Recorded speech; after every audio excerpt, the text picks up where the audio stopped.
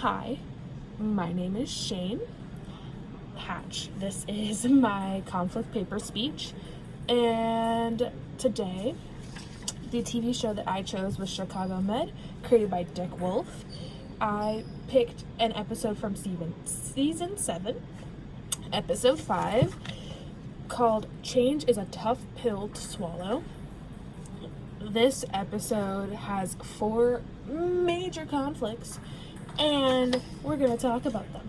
Let's talk a little bit about Chicago Med. Chicago Med is a medical-based drama that has a lot of conflict, and yeah, it's fun.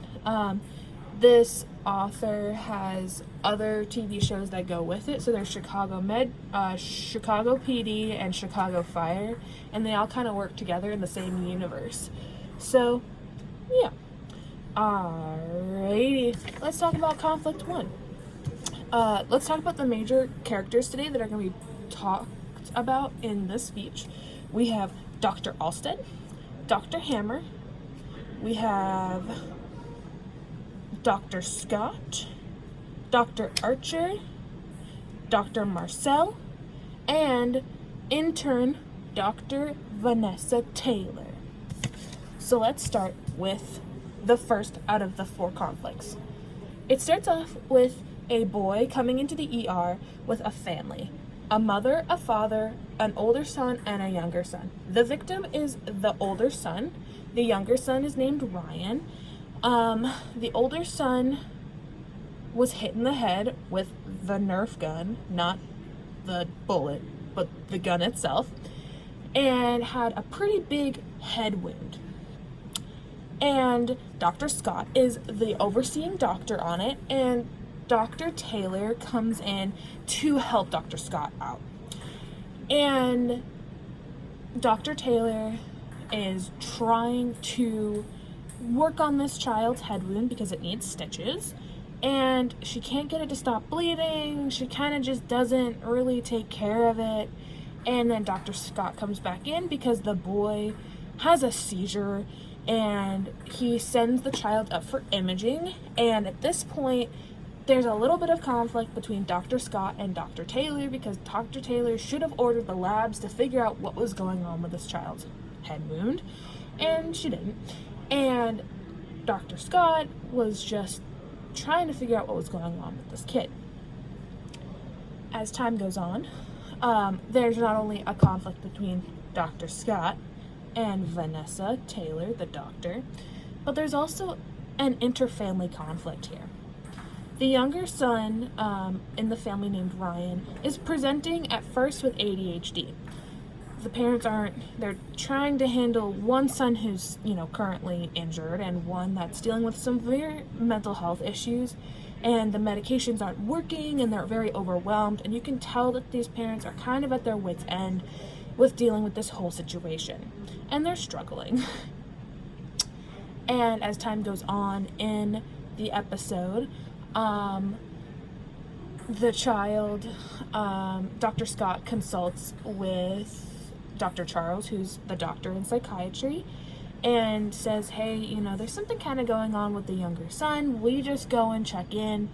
Dr. Charles comes and meets the younger boy, talks to the parents, kind of gets to know a little bit of the situation, and begins to think that Ryan, the younger child, is not dealing with ADHD at all, and is dealing with more of an anxiety-based disorder. So, as time goes on, Dr. Vanessa Taylor, at the end of the episode, takes Ryan to go see his older brother in recovery.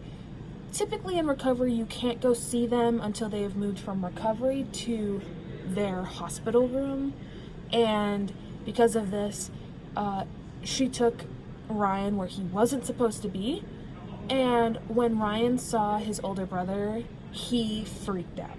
He ended up pushing Dr. Vanessa Taylor into a gurney and running away, and as she's trying to catch up with him, she loses him, which causes another conflict kind of a situation for Dr. Vanessa Taylor. And she goes out to Dr. Charles to try to find the boy. They end up finding him, and Dr. Charles and the parents and Ryan kind of have a breakthrough moment of realizing that because Ryan thought his parents hated him and that everything he did was bad, and people got mad at him because of things that he couldn't control, and that he felt really alone and isolated. And there's this huge breakthrough moment of where the parents and him have a heart-to-heart and realize that, it's not ADHD. What he's going through is really hard and emotional and difficult, and they're working through it. The next major conflict that I'm going to talk about today is with Dr. Alstead and Dr. Hammer. A elderly woman comes in with heart problems.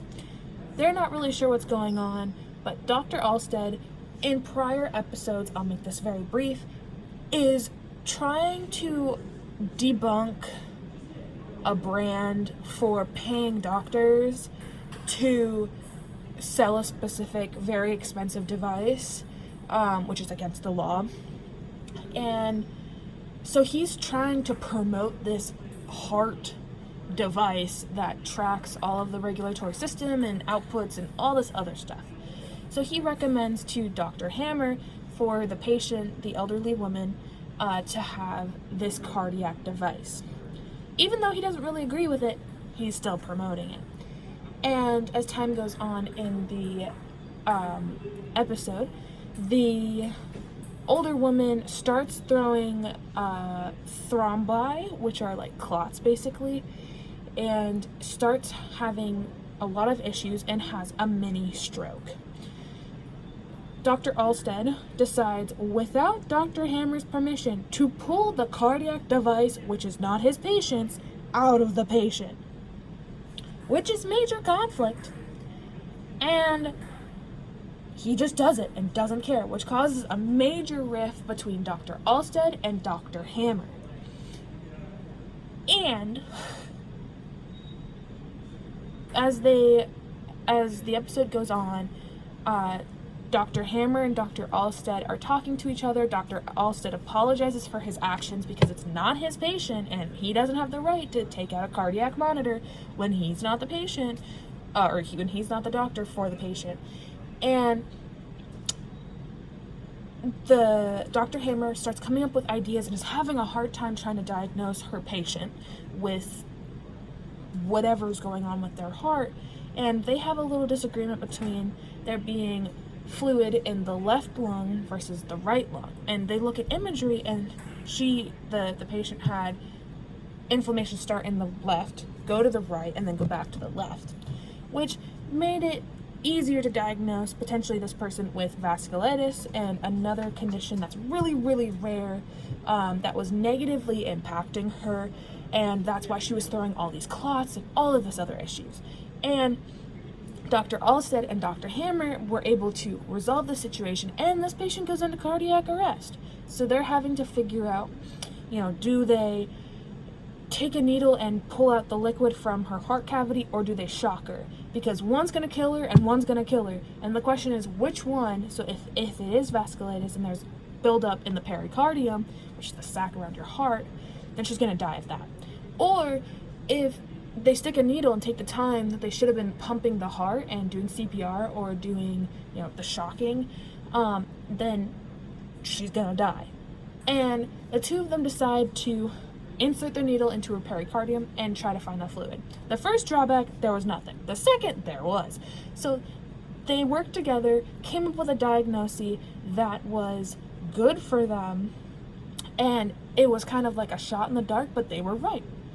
So it was really incredible to see that they had this major fight, this major rift, but they were able to become friends at the end of the day. The third major conflict in the episode was Dr. Marcel and Dr. Archer. Dr. Marcel is a trauma surgeon, and Dr. Archer is the head of the emergency department. Dr. Archer and Dr. Marcel don't really get along. They have differing opinions. And this is the patient pedestrian versus a car. The pedestrian was a daughter of a transplant surgeon that works at the hospital. And so she comes into the ED, and Dr. Marcel comes in, figuring out what's going on, and then Dr. Blake, who is the trauma surgeon, comes in out of nowhere and is trying to do all these things, and they're trying to figure out what's going on. And because of this, she takes her patient from Dr. Marcel, even though it's not her patient, it's her daughter, and just leaves. And Dr. Blake is trying to scrub in, try to do all these things, when she's not supposed to, because she's the parent of the patient, which is kind of against the law and against protocol to perform a surgery on a family member. And Dr. Marcel says we shouldn't stitch her up yet, we should be doing this, this, and this, and Dr. Archer shoots him down because Dr. Blake doesn't want to do it. Ultimately, the daughter starts having complications that could have been prevented if they didn't sew her shut, and Dr. Marcel was right, and he does all of these different things to come up with other ways to fix the situation. And ultimately, the daughter survives and is totally fine. Dr. Marcel and Dr. Archer do not apologize. They don't make up in this episode. So there's still a lot of tension between them. But Dr. Blake and Dr. Marcel, basically, they're friends, kind of. And Dr. Blake offers Dr. Marcel to come in for a transplant surgery. So everything's hunky-dory. For the last and major conflict in this episode is with surrounding Dr. Vanessa Taylor. So I mentioned her prior with the little boy and the issues that was going on with the little boy. First of all, she made the mistake of not ordering coags for the kid to figure out what was going on with his blood. She's overworking herself. She comes in 2 hours before her shift, and she's an intern. She's trying to become a physician, and she's not doing so hot. She's overwhelmed, she's stressed, and it's very obvious that she's not really taking care of herself. And she keeps making mistakes throughout the episode, and it's very obvious that she's kind of emotionally beating on herself. And Maggie, who's the head nurse, is kind of like, hey, it's okay, everybody makes mistakes, it's okay, you should go home and sleep. And Dr. Vanessa Taylor ends up going home after her shift and is like, I'm going to study for the board. And she's sitting there, the scene is she's sitting in a chair at a desk with her computer and doing, studying for the board. And she proceeds to kind of begin to fall asleep at the table. She did this once during her shift as well. And then gets up and goes to her closet and pulls out a bin of medical scrubs.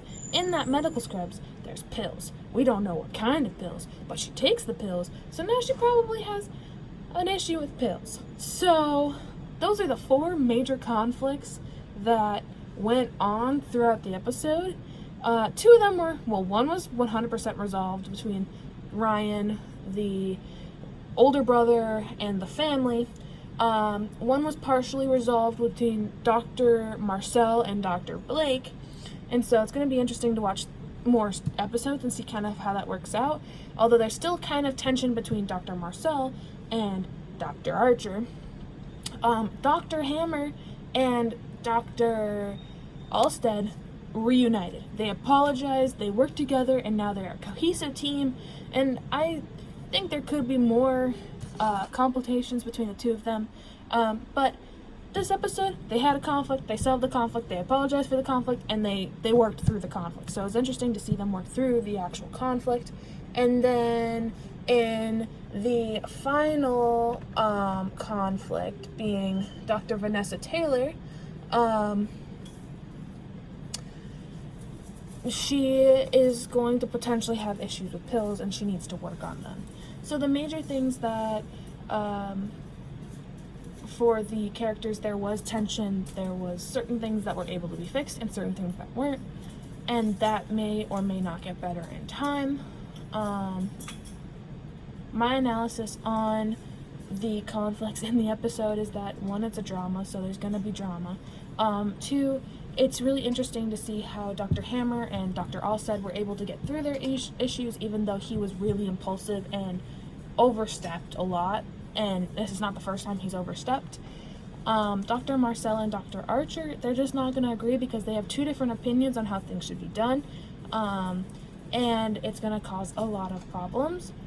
And for Dr. Taylor, she needs to learn how to take care of herself, and there are other better coping mechanisms than the one she's working on currently, and she needs to seek help potentially for her actions and learn better coping mechanisms than to use pills to escape her problems, because it's a really dark and bad kind of coping mechanism that may cost her her job. And for the boy and his family, it was really good for them to have that growth period and to be able to talk about their feelings and learn that Ryan, the young child, is not just dealing with ADHD at all, but he's dealing with something else, and how to be able to cope with his mental health condition, get the proper medical treatment for it, whether that be medication, therapy, things like that, and learn how to talk about it instead of acting out in violence or anything of that nature. There was a lot that we covered today in this speech. I hope you have a wonderful day. Bye!